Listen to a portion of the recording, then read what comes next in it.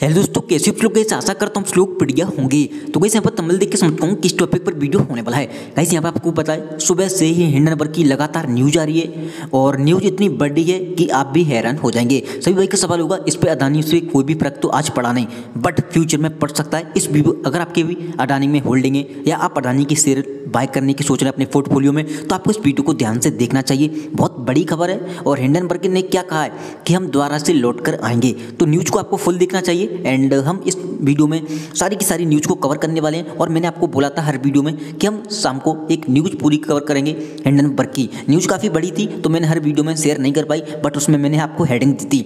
News क्या है? Hindenburg किसी दबाव में नहीं बंद हुई। हिंडनबर्ग एंडरसन बोले अडानी से जुड़ी अपनी रिपोर्ट पर अभी भी कायम, और उन्हें क्या कहा है हम वापसी करेंगे। चलिए पूरी न्यूज़ को कवर करते हैं। उससे पहले मैं एक चीज़ बोलना चाहूँगा, अगर आपको ये वीडियो पसंद आए वीडियो को लाइक कर देना, चैनल पर पहली बार आए हो सब्सक्राइब कर लेना। कोई सवाल है आपका कमेंट कर सकते हो, मैं उस कमेंट का रिप्लाई देने की कोशिश करता हूँ। एंड आप चाहे बाइंग करने की सोच रहे हैं या आप ऑलरेडी इन्वेस्टर हैं तो आपको इस वीडियो को ध्यान से देखना चाहिए। हिंडनबर्ग रिसर्च के संस्थापक नाथन एंडरसन ने कहा कि जनवरी 2023 की उनकी रिपोर्ट, जिसमें अडानी समूह पर कॉरपोरेट इतिहास में सबसे बड़ी धोखाधड़ी का आरोप लगाया गया था, मीडिया रिपोर्ट के समूह के खिलाफ उठाए गए सवालों का परिणाम था। अडानी समूह ने रिपोर्ट में लगाए गए सभी आरोपों का बार बार खंडन किया है।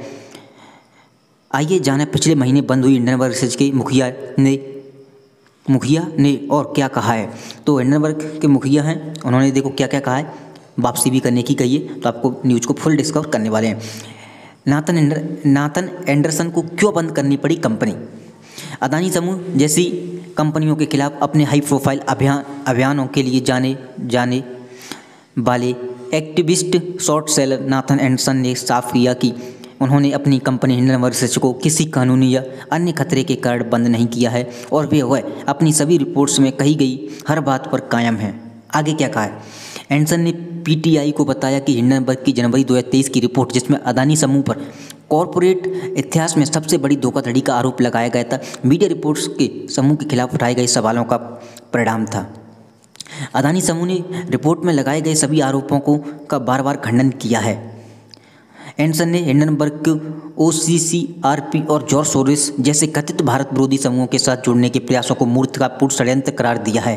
तो आपको पता है यहाँ पर बीजेपी गवर्नमेंट है जो लगातार कह रही थी कि जॉर्ज सोरोस वगैरह यहाँ पर मिले हुए हैं, तो जो हिंडनबर्ग है उन्होंने डायरेक्ट कहा है कि ये मूर्खतापूर्ण षड्यंत्र करार दिया और कहा कि उनके संगठन ने कभी ऐसी बातों पर टिप्पणी नहीं की क्योंकि वह मूर्खतापूर्ण षड्यंत्र के सिद्धांतों को बढ़ावा न देने की नीति का पालन करते हैं। आगे क्या कहा है? एंडरसन ने पिछले महीने अपनी फॉरेंसिक रिसर्च फर्म को, जिसकी स्थापना उन्होंने लगभग 8 वर्ष पहले की थी, बंद करने की घोषणा की थी। इसका कारण उन्होंने काम की तीव्रता और उसमें लगने वाले असीमित फोकस को बताया था। अब आगे यह पूछे जाने पर कि उन्होंने हिंडनबर्ग को बंद करने का निर्णय क्यों लिया, जबकि वे पीछे हट सकते थे और कंपनी की बागडोर किसी और को सौंप सकते थे, उन्होंने कहा कि मुझे ब्रांड से अलग करने का कोई तरीका नहीं। तो उन्होंने कहा है कि मैं कंपनी को डायरेक्टली बंद कर दी। और क्या कहा है? देखो, उन्होंने कहा कि कोई साइकिल की दुकान नहीं है कि मैं बेच दूँ। उन्होंने कहा कि हिंडनबर्ग मूल रूप से मेरा पर्याय है। अगर यह कोई सॉफ्टवेयर एप्लीकेशन या साइकिल फैक्ट्री होती तो आप एप्लीकेशन या फैक्ट्री बेच सकते थे, लेकिन जब यह मेरी ओर से अनुसंधान होता है तो आप वास्तव में इसे किसी और को नहीं दे सकते और इसलिए मेरा इससे वास्ता समाप्त नहीं होता। लेकिन अगर वे या उनकी टीम ये बात ध्यान से सुनना, उन्होंने क्या कहा है? वास्ता समाप्त नहीं होता, लेकिन अगर वे यानी कि उनकी टीम कोई नया ब्रांड लॉन्च करना चाहते हैं तो मैं टीम का समर्थन करने में खुश हूँ, जिसकी मुझे उम्मीद है कि वे ऐसा करेंगे। तो बहुत बड़ी बात कही है। उन्होंने कहा है कि मेरी टीम यहाँ पर लॉन्च कर सकती है और वो ऐसा करेंगे और मैं उनका समर्थन करूँगा। तो देखिए ध्यान से, मैं इस हेडिंग को दोबारा से पढ़ता हूँ और इसलिए मेरा इससे वास्ता समाप्त नहीं होता, लेकिन अगर वे उनकी टीम कोई नया ब्रांड लॉन्च करना चाहती है तो मैं टीम का समर्थन करने में खुश हूँ, जिसकी मुझे उम्मीद है कि वे ऐसा करेंगे। ये बहुत बड़ी बात है, यानी कि हिंडनबर्ग दूसरे किसी नाम से लौट कर आएगा, इनकी टीम यहाँ पर उसे एक्सेस करेगी। सबसे बड़ी बात ये न्यूज़ निकल के आती है। आगे क्या कहा है? एंडरसन जो पहली बार इलेक्ट्रिक ट्रक कंपनी निकोला के खिलाफ एक रिपोर्ट के कारण चर्चा में आए थे। इसके साथ ही पिछले महीने बंद होने वाली कंपनी हिंडनबर्ग ने कार्ल इकान एंटरप्राइजेस एलपी सहित प्रमुख वित्तीय हस्तियों की कंपनियों पर हमला बोला था।